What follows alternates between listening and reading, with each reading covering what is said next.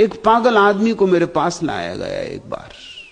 उसका पागलपन कोई बहुत बड़ा नहीं था, छोटा था, मगर मुश्किल में तो डाल ही दिया था उसको। उसको ये भ्रांति हो गई थी कि एक मक्खी उसके भीतर घुस गई।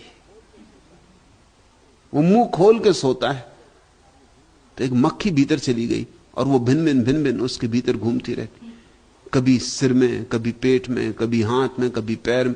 और कुछ पागलपन नहीं था उसको, बाकी सब काम करता, सब करता, मगर ये एक झंझट थी उसको। काम करते करते बीच में पेट पकड़ के बैठ जाए कि पेट में, कि सिर पकड़ के बैठ जाए कि सिर में, अभी सिर में आ गई। उसको डॉक्टरों के पास ले जाया गया। उन्होंने सब तरह से उसकी परीक्षा की कि कहीं ऐसे कोई मक्खी घुसती है, और ऐसे मक्खी घुस भी जाए तो मर जाएगी, इसे कहां घूमती रहेगी। ऐसे कोई स्थान थोड़ी है कि सिर से चलेगी पेट में और पेट से चलेगी, कोई ऐसी सुरंगें थोड़ी है। मगर वो माने ना, वो कहे हम आपकी माने कि अपने अनुभव को माने। भन भन करती, आवाज साफ मालूम पड़ती, चलती फिरती मालूम होती, सरकती मालूम होती।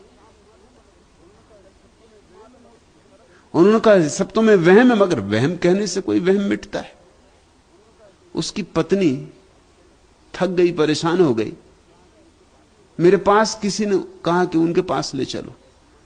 मैंने कहा ये भी बड़ी झंझट है, ऐसा मामला मेरे सामने अभी आया नहीं कोई, मगर कोशिश करते हैं। मैंने उस आदमी को कहा कि कहां है इस समय, तो उसने कहा मेरे सिर में। तो मैंने उसके सिर में हाथ लगाया, मैंने कहा कि भन भन तो मुझे भी सुनाई पड़ती। वो एकदम खुश हो गया, उसने मेरे पैर छुए। उसने कहा कि आप एक पहले आदमी जिसमें थोड़ी बुद्धि है,